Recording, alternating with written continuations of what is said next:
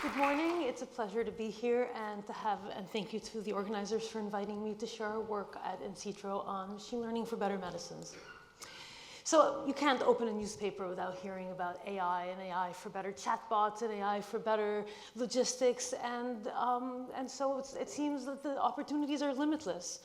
And what we'd like to do is to use AI for something that is more aspirational, which is AI to accelerate our path to new medicines, because patients are waiting and time is not our friends, nor is it theirs.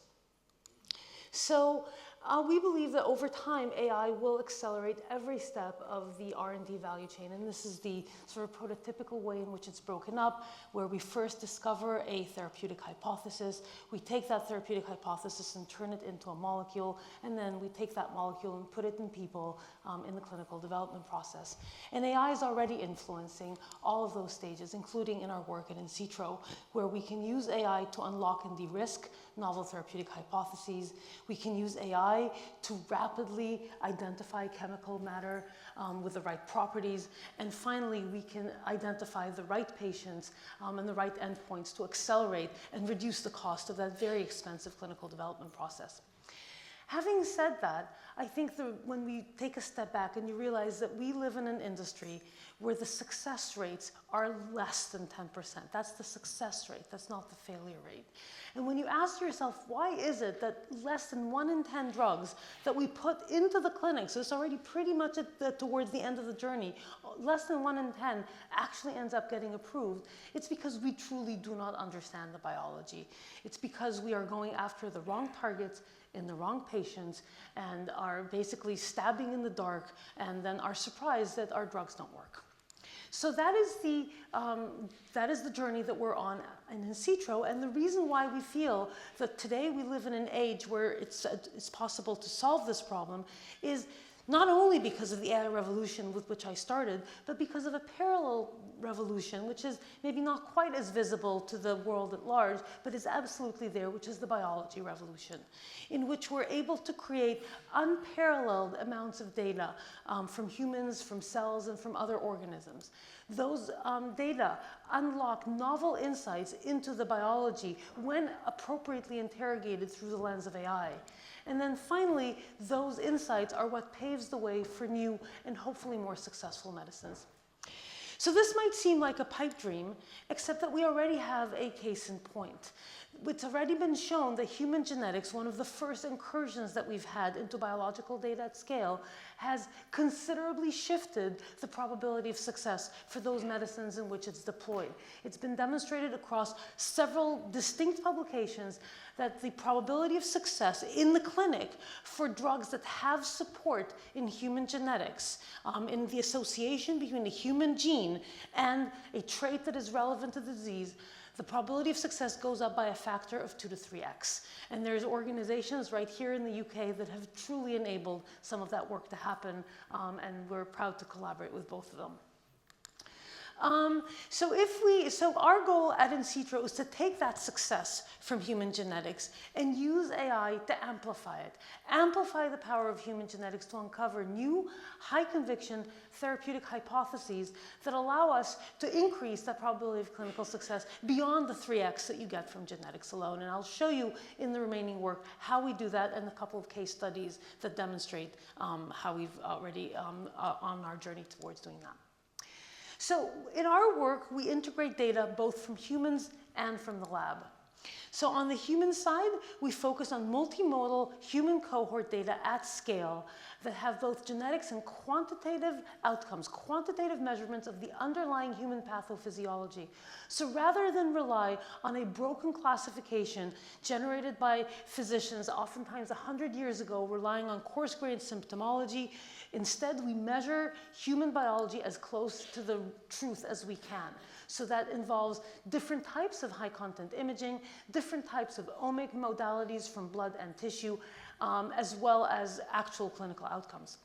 We juxtapose that with a comparable data set from human cells that we generate in our cell factory, and I'll show you examples of that in the coming slides, where similarly we take human cells with diverse genetics and we measure them as close as possible to the underlying biology of the cell. Again, imaging from fixed and live cells, different types of omic modalities.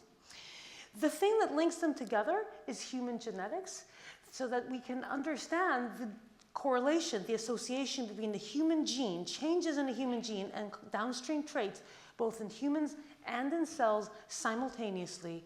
And importantly, human genetics also gives us that really elusive concept in biology, which is the ground truth of causality. Because ultimately, if you're intervening in a human, what you're looking for is not simply an association, but a causal one. So where does AI come into all this? AI comes into it in a number of different ways, and I'll highlight a few of them here. First of all, it allows us to considerably amplify the quality and scale of the data in which we study biology. So the sad reality of any biomedical data set is that you never measure everything that you would like to measure. If you try and measure a human in too many ways, eventually they just raise their hands in the air and walk out. If you try and measure a cell in too many ways, it dies. And so what we need to do is to measure what we can and fill in what we cannot. And we use the power of AI similar to the kind of deep fakes that you see in the media, but in this case, synthesizing additional modalities from the ones that are measured. So this is not fake data. It's anchored in the reality of actual humans and actual cells, but measurements that were not collected can be imputed or inferred from ones that were. So all of a sudden you have a cohort that is much greater scale. So let me give you an example to make this concrete. One of the areas in which we are active is fatty liver disease, a terrible disease. We'll talk about that in a few minutes. And the ground truth for understanding or measuring how much fat a person has in their liver is an MRI. And this is a wonderful way of measuring it, but it's a time-consuming and expensive process, and as such is only available in a relatively small number of individuals. Other modalities, however, are available at much larger scale. So DEXA scans, which is basically a bone scan typically applied to postmenopausal women to test for bone loss, but also deployed in many gyms around the world, is something that is much more readily available than MRI and faster and cheaper to collect. Blood biomarkers can be collected from a single test tube of blood. Each of those are very abundant, but not typically used to measure liver fat. And so the question that we asked ourselves is, can you impute this liver fat measurement from these much cheaper and more abundant modalities? And it turns out that the answer is yes, quite surprisingly yes. So specifically from DEXA, we're able to impute liver fat with remarkable accuracy. From the blood measurement, reasonable accuracy, but as you'll see, more than usable enough for our purposes. And so, since a picture is worth 1,000 words, let me show you the example from DEXA. This is what a DEXA scan looks like. For those of you who are not experts in human biology, the liver is on your upper right-hand side. You can barely see the liver in this DEXA scan. But the AI, when asked to impute liver fat without even being told where the liver is, really highlighted that liver region and was able to see it, and from this very low quality image, impute liver fat with the accuracy that you saw in the previous slide. So that is one form of use of AI. A different form is by understanding what healthy and sick really are. Right now, we have doctors who look at a patient and kind of say, yes, this patient has or does not have a disease, oftentimes a binary, fairly coarse-grained outcome. Is that really the right way of representing what healthy and disease look like? So what we have here is the ability to basically use the AI to tell us the axis along which healthy and sick lie, maybe sometimes multiple ways of thinking about healthy and sick. And so, for example, what you see here is a disease axis of a human liver moving across the spectrum from a healthy liver, which is what you see here, to a sick liver where you have all these nasty lipid droplets in the liver. And so this is a visualization of the machine-learned disease axis. What you see at the bottom is a disease axis at the cellular level. Again, you're seeing the axis between healthy neurons and sick neurons for ALS patients. So the healthy neurons, lots of axons, nice round shape, versus the sick neuron. And that allows us to then use genetics to screen for interventions, changes in a gene that move either a human or a cell from the unhealthy part of the range to a healthier part of the range. So talking about screening, in human cohorts, we use human population genetics and the natural variation there to screen for disease-modifying interventions. In the cells, what we do is we've devised this really incredible cell-based infrastructure that we call POSH. It leverages this remarkable invention, Nobel Prize-winning discovery called CRISPR, where you CRISPR cells to include different genetic edits, and then measure the cells using high-content imaging, as you can see in the images below, and use that to understand which genetic changes put cells in the healthy versus the unhealthy part of the spectrum. And this really gives an incredible wealth of data to understand which interventions drive more towards disease or less or more towards healthy. And with this type of technology, which we've deployed using lab automation at scale, we're able to collect massive amounts of data, currently close to 1,000 terabytes and growing, and we're growing at the rate of 12% week on week. So this is kind of the few key pieces that we've put together, and what you see here is sort of the end-to-end pipeline that leverages the human data, the cellular data, combines them to create hypotheses that we then test in translatable model systems, which could be animals or organoids. We then take all of the information and put that into our proprietary decision engine, turn those into drugs, and then put them in patients. So in the last remaining minutes, I'll show two very quick vignettes, one in metabolic disease and one in neuroscience and neurodegeneration. So I mentioned earlier our work in liver disease as being one of our first therapeutic programs. This is a terrible disease with over 250 million patients worldwide today, with the prevalence expected to increase by over 50% on the next 10 years. Driven largely by the prevalence of Western diet. There are some good effective drugs out there, but there is a very large number of patients who will either not qualify with them, will not tolerate them, or will not respond, which suggests a significant amount of unmet need. So I mentioned earlier the use of genetic screening at scale, and so what you see here is the results of a genetic screen in a population cohort. So this is a visualization of an association between genes that are shown on the x-axis, kind of presented linearly, and the y-axis is the strength of the association between a gene and a clinical trait, in this case, liver fat as measured via MRI. So this type of plot is called a Manhattan plot because it's supposed to be evocative of the Manhattan skyline. This one, which uses MRI as the modality, is more evocative of a cornfield in Iowa, not a lot of tall buildings, because there's not a lot of strong associations, because underpowered, there's only 25,000 individuals here. As you go towards the better powered modalities, the imputed ones that we got from biomarkers or DEXA scan, you see that the more abundant the modality is, the greater the number of samples, the greater our ability to discover these associations in a statistically significant way, so that by the time you get to the bottom plot, you actually have a very large, rich genetic architecture that really speaks much more to what the disease is than the original plots above. And by doing that, we were able to, for the first time, recover some very known positive controls, and also, fortunately for us, genes that were not previously known to be associated with disease and gave us some novel targets.